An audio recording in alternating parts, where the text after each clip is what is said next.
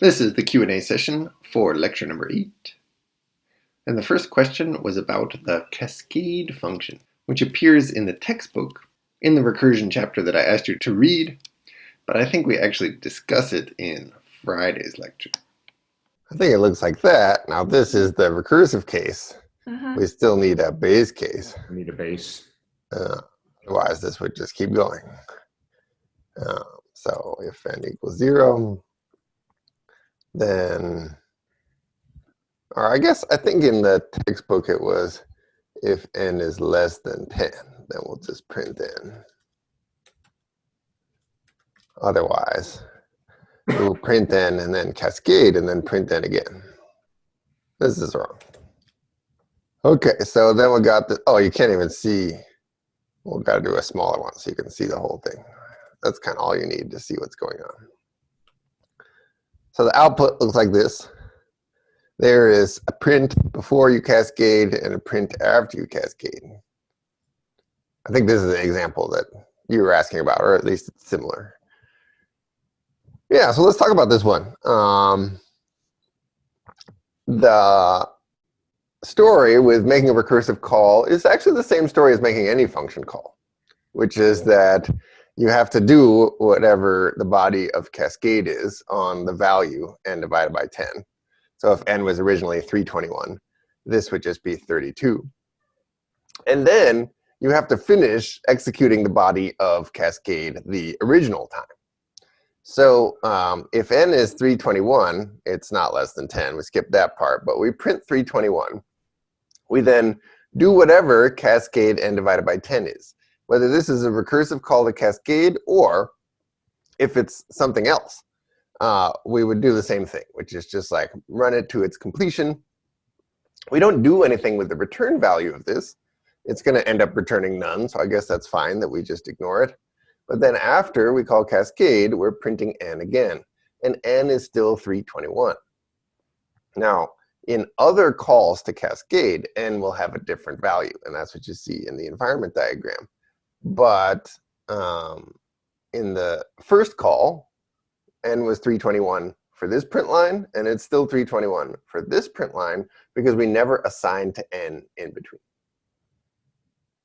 So think of it this way too. On the first call to cascade with 321, you hit the else clause, and let's agree you have to evaluate 3 lines of code. Yeah. So the first print is easy, print 321. There's a recursive call. Okay, you're going to go do something, do something, do something, and eventually there is a promise to come back and evaluate that last print. What is n for that last print? Well, it's 321. So for example, if John had written print, if we have a slightly different print statement there so we can distinguish between them. So let's put like maybe do like before and after, right? So we can now distinguish between the prints, right? So think about what you expect to see. Yeah, so there's going to be all those before prints, and then there's the 3 from the if statement, the base case rather, and then there's all the afters. Those were the promises. And notice they're in reverse order, because before I can finish the call on cascade 321, I've got to do the cascade on 32 and so on and so forth. And at the very end, there's that first promise from the very beginning to print 321. The next question was, how does Lund sum work? And what is mutual recursion in general? Sure, let me pull it up. So while John is doing that, let me just make sure everybody knows what mutual recursion is. So recursion is where you call yourself within the function. Yeah, we just saw an example of that, where within the body of the function, we are making an explicit call. And let's distinguish that, by the way, from what we saw on Monday, where we were returning a function that contained a function call to ourselves. So here we are actually now making that function call, calling ourselves in a loop, and of course the base cases would eventually get us out of that. Mutual recursion is where you have 2 functions. This this credit card sum is a nice example of it, where one function calls another function and that function calls this one. So it's almost like they're doing this. There are these 2 functions that are calling each other. That's what we mean by mutual recursion. And I think this is the example, yeah? Is this what you were asking, Delania? Oh, yeah, that's one. Yeah, so here's the LUNSUM example, and it is mutually recursive because LUNSUM doesn't actually call LUNSUM anywhere. Instead, it calls LUNSUM double. And LUNSUM double doesn't call LUNSUM double anywhere. Instead, it calls LUNSUM. But every time you call LUNSUM, you're going to end up calling LUNSUM. So it is recursive. Now, there are base cases that prevent that from happening occasionally. But the fact that a call to LUNSUM could eventually result in a call to LUNSUM before you're kind of done evaluating the first call to LUNSUM means that this is a recursive function. So it's mutually recursive because it's not so obviously so. It's got this level of indirection, some other function that it has to call. Okay, so this is really kind of like a helper function for LUNSUM. So this is return the LUNSUM. And LUNSUM has this, it's just like a mathematical operation that you can perform on a number that has this funny characteristic where you go through every digit and you double every other one. But then sometimes when you double a digit, you get a 2-digit number, and that's a problem. So that's why there's like a some digit step in here as well, which I guess we need in order to have this run. There it is.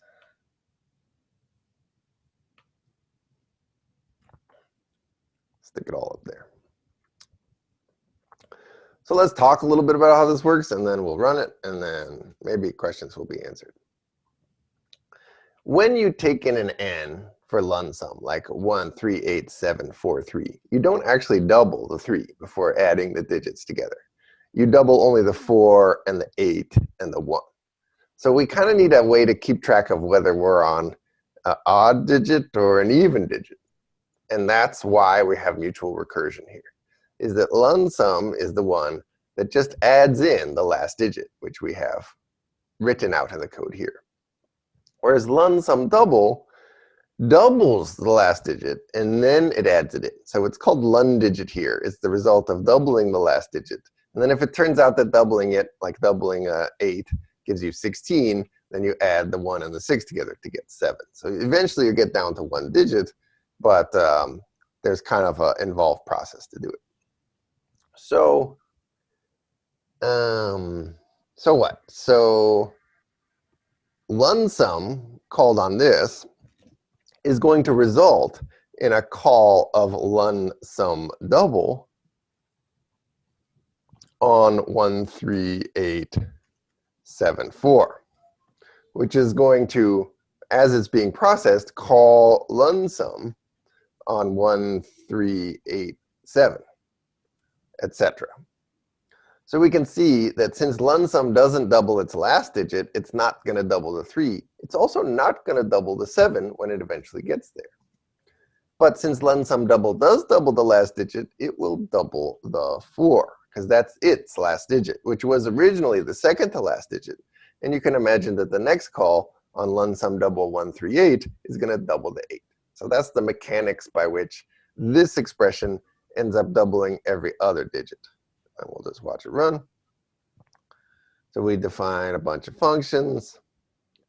And then we finally call LUNSUM on 138743. We'll talk about this actually on Monday. But this is just like how Python keeps track of returning 2 different values from split. So don't worry about it too much. You can see what happened to these values. They just got bound to names.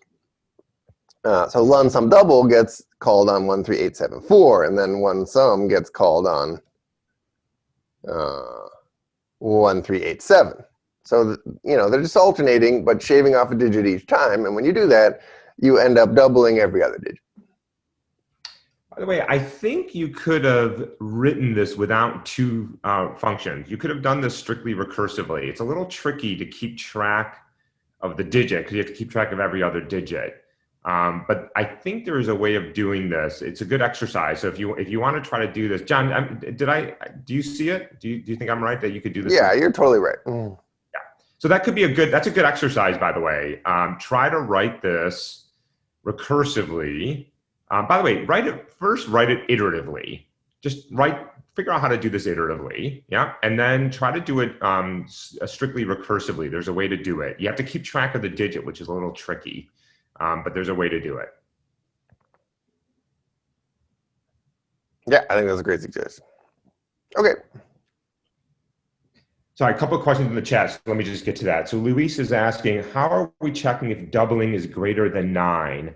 So where, right, line 30, right there, yeah, line 34, you see it? So when you multiply it by 2, we're summing the digits, and that is defined to be the last digit. Yeah.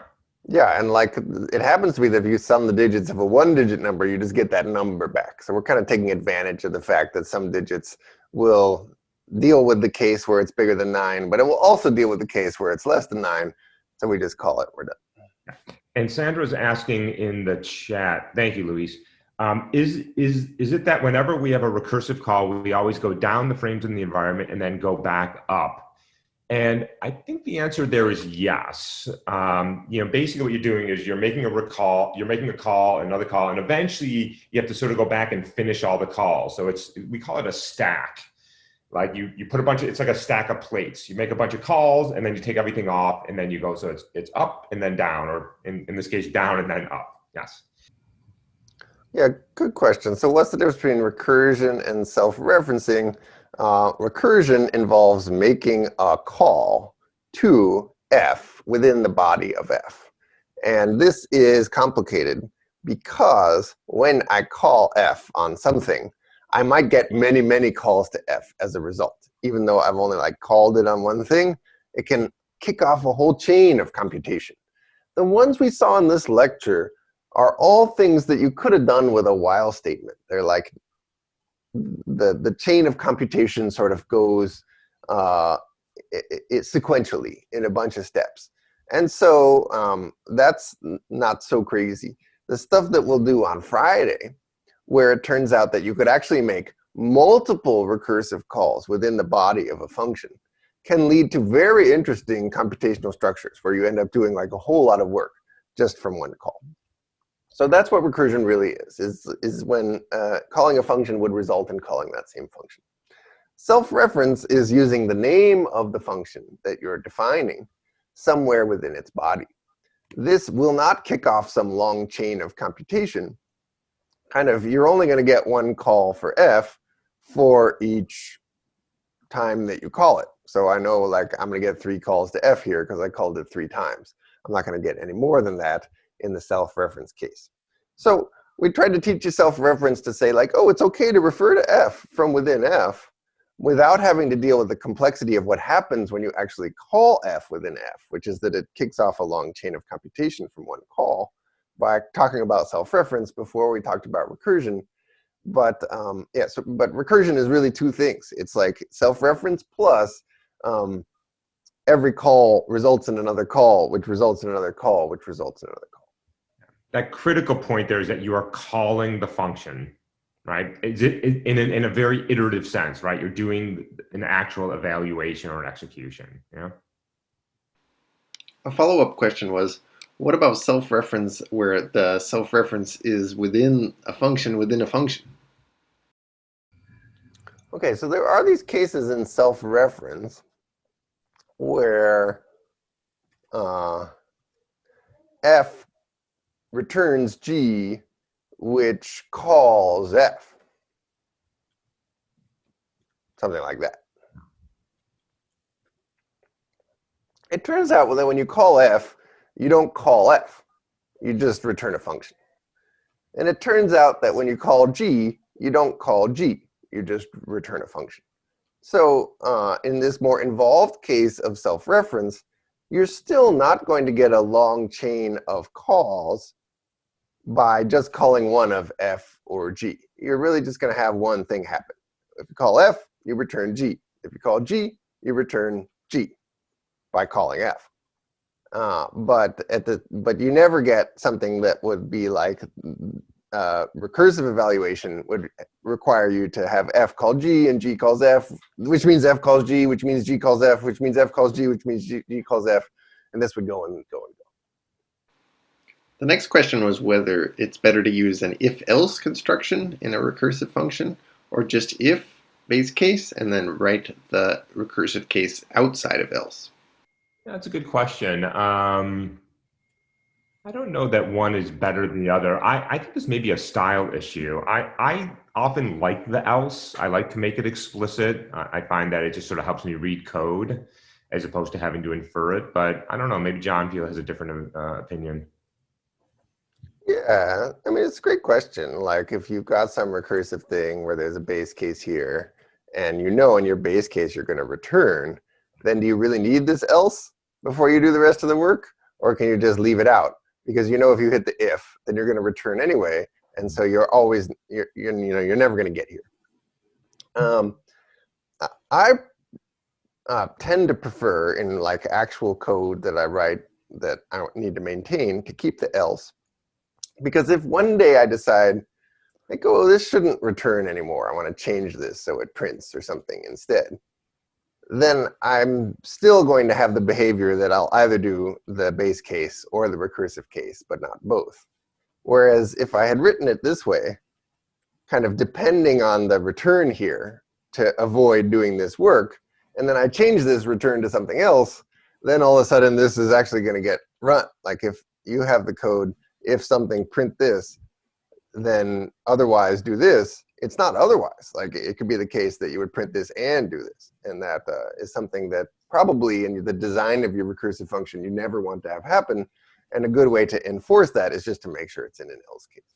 But Yeah. it does work either way. Yeah, it works either way, of course. And I think John is, and I agree on this. I don't like relying on sort of a side effect of my code because code is not static, right? It's always changing. And it's also a readability issue. I like my code to be explicit, not somebody has to really look to understand, because that exact statement, if it wasn't a return, would have a different behavior than if it was a return. So from a readability perspective too, I like to sort of be explicit about it. Yeah. But both of them obviously would work once you have a return there because you're booted out of the function and you don't have to worry. When should you return the result of a recursive call, and when do you not need to do that? Yeah, that's a great question. So in the example that John just gave, he was just calling the function because all it was doing was printing. Yeah, so there was no need to return. But if we were building up an expression like in the Fibonacci sequence, so we were saying n factorial is n times n minus 1 factorial, there's the recursion, then that function has to return something to put into the expression that we're building up. So that needs a return. It has to be n times, well, something. Well, what is that? Well, it's whatever the recursive call returns. Yeah. So there you absolutely need the return. On the other hand, if I just wanted to print out the value of a recursive call as I count down, to make the recursive call, I don't really care. So it has to do with sort of what are you building up? Yeah. And you'll see examples of both. Yeah. You'll see examples where we do return something because we're building up an expression because we're computing something like summing up the elements in a list or summing up the digits. You'll see other examples. I don't know if we're going to do the Towers of Hanoi example, but you'll see one where we solve a game and you just have to, just call these things to just evaluate something. I mean, the whole point of returning is so that whatever called this function can do something else with the return value.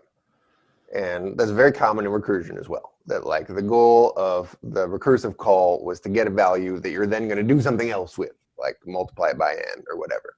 And in all those cases, you have to return. If you just print something out, you can't do anything else with it. So only by returning it can you allow the caller to manipulate it further. The next question is, under what circumstances would you decide to write mutually recursive functions? So as I said, you could have written that with just a single recursive call, but what's the trick here? You have to keep track of the digit. Yeah. So when we were, for example, summing up all the digits in a number, every digit was treated the same. And so you just need a single recursive call. You can sort of see how you do it. So here, every other digit is being treated differently. So you have to keep track of the digit. And so that, I don't know that there's obviously not a right answer. You could have done it as we did here with mutual recursion, or you could have done it with a single recursive call, just keeping track of the digit. So I don't know if there's a good answer here. It has to do more with the logic of like what information do you need to lug around to do this. Yeah. Yeah, I think that's exactly right. So like having mutual recursion just gives you another way of tracking something. Instead of tracking it by assigning it to a name, you're tracking it by figuring out which function you're in right now. Yeah, I mean, it's essentially a way of keeping state. We've talked about keeping track of state. I mean, basically, by calling a different function every other time, we have a sense of state without explicitly holding on to a variable to do that, for example. The next question was, what would LUNSUM look like using an iterative implementation? Well, if I was doing this iteratively, I wouldn't have another function. What I would say is I'd have a single loop. I'd have a conditional that says if I'm on an odd digit, add it, and if I'm on an even digit, double it and add it. And I wouldn't create a second function for this because iteratively, I can keep state very easily because I know in my counter which digit I'm on. So I don't know if I had to write this iteratively, I don't think I would have created another function. But yeah, so I would, so in this is a good exercise is write this. And in fact, for a lot of the recursive things, and by the way, as John said in the lecture, recursion can be hard to get your head around. So it's often good practice to just write these things iteratively. First of all, it's just a good exercise to write these things iteratively using while and for loops. But yes, so what you're going to have is, I think John is about to write it here for us, is you're going to have a variable that keeps track of which digit you're on, and you have a little conditional inside the loop that says if I'm on an odd digit, add the digit. If I'm on an even digit, double it and add it. Yeah, so maybe instead of doing the whole thing for you, we'll leave you something to do. But you really do need to introduce more names if you're not using functions to keep track of what's going on. So we introduced this name in order to keep track of whether we were in LUNSUM or LUNSUM double. We introduced this name to keep track of the total result because, you know, recursion kind of does that for you. It builds up results by keeping them in the return values of the different frames, whereas in an iterative version, you have to keep track of that yourself. And then eventually you could return this. So. Yeah, that's a good scaffolding to think about. And then, so the state that we were talking about is the variable double. And if it's false, then you just add. And if it's true, you double and add. And then, of course, you have to change the state depending on where you are. Yeah, so that's the scaffolding right there for how to do this iteratively within a single function. The next question was, are there cases where you use elif statements in the middle of a recursive function? Absolutely. I can certainly imagine a recursive call where I don't have just one base case, but I have multiple base cases. So I can certainly have a base case if n is equal to 0, do something. If n is equal to 1, do something. And then even in the recursive case, I can have another conditional that says, you know, depending on the state of something, do something or not. So you can right now where you're seeing very simple, you know, base case, recursive case, but those can get more involved. And you can even have like multiple recursive calls. So I can call the same function twice in the body of the recursion. I think we'll probably see some examples of that eventually. Yeah, Friday, in fact. Excellent. So like, I think you'll do this in discussion today. If you're trying to do the hailstone sequence recursively, which we did at the very beginning of the course iteratively. Mm-hmm. Basically, there's like something you're supposed to do when you have an even number and something you're supposed to do when you have an odd number. And so it would make sense to say, elif this is even, do this, else do that. And you'll make a recursive call in either case, but you're going to make a different recursive call. Somebody's asking in the question, what do you mean by preserving state?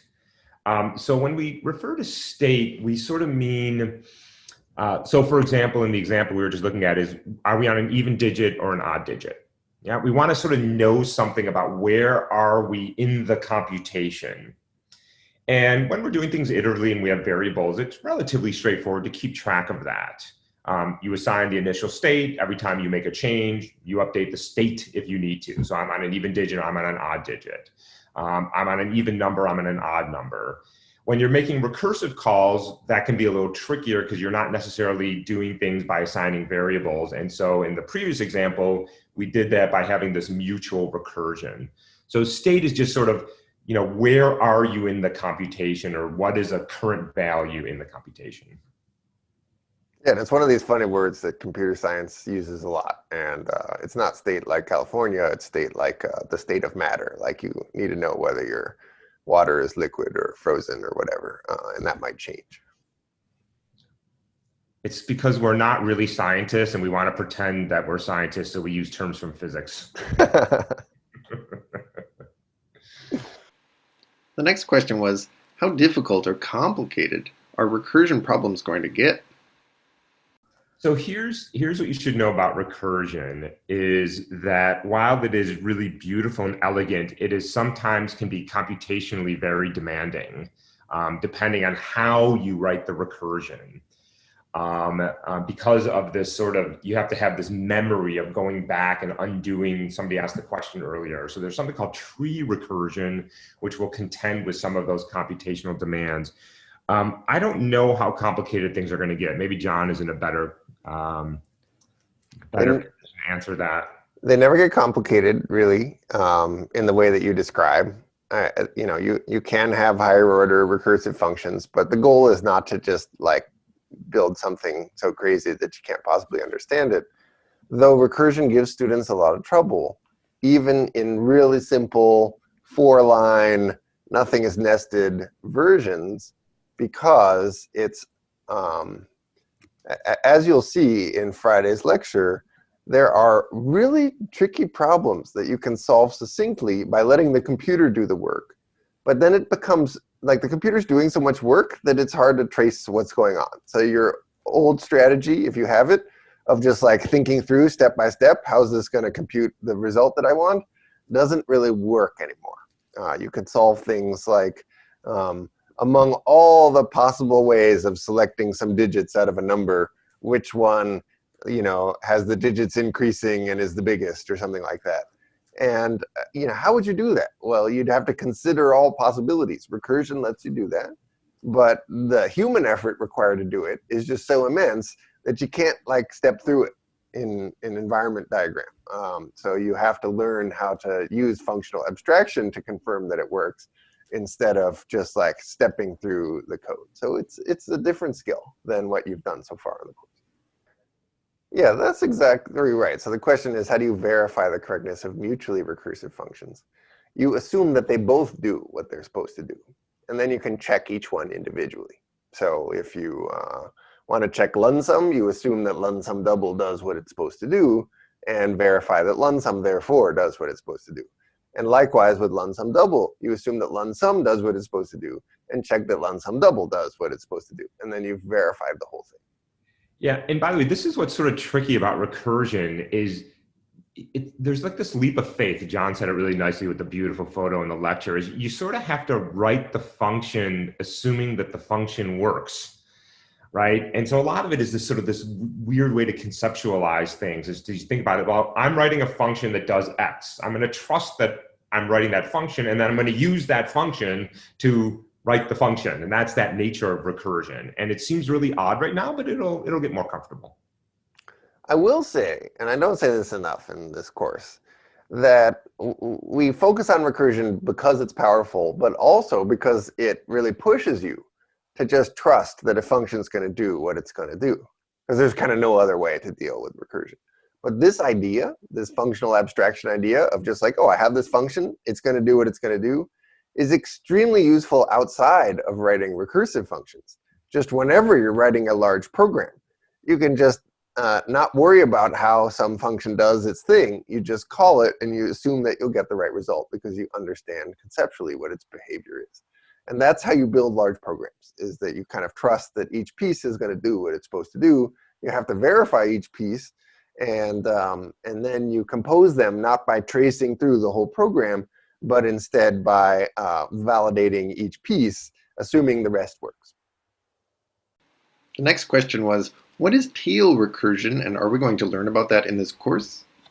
We are going to talk about tail recursion, and I don't know if we want to do that now, John. That's up to you, or if you want to wait until, I think it's coming up this week or next week.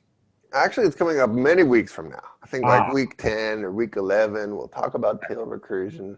Yeah. it's something that's about programs.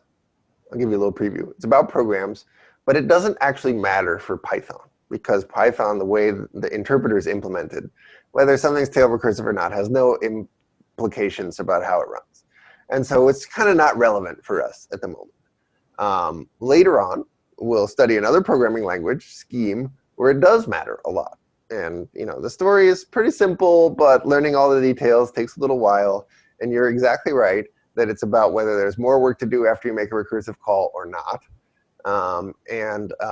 In order to understand why it's important, I think it's helpful to understand more about how interpreters work. Like, how is it that Python runs the code that you type in? And that's what we study in the last unit of the course. That's why we talk about tail recursion. The next question was, what is tail recursion, and are we going to learn about that in this course? Good question. So what about midterm questions that are about recursion? By far the most common type is that we give you a description of what your function is supposed to do, and you have to figure out how to implement it.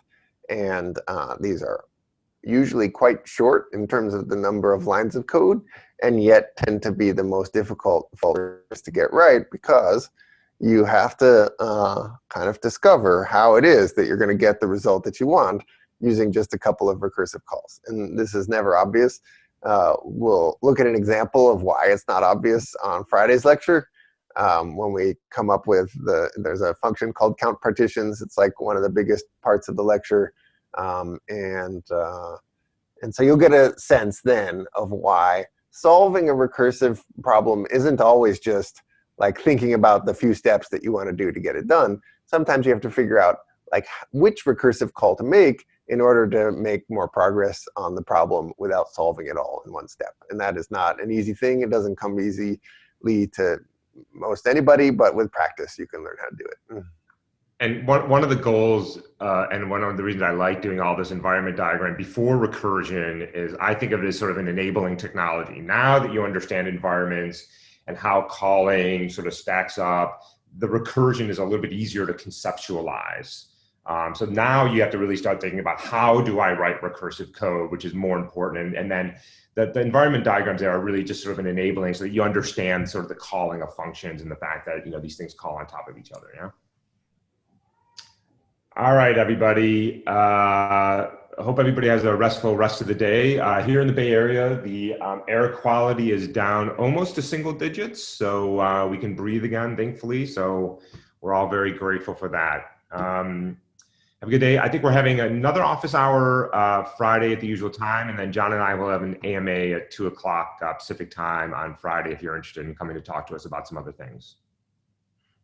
Thanks so much for the great questions, folks. Thanks, everybody. Have a good day.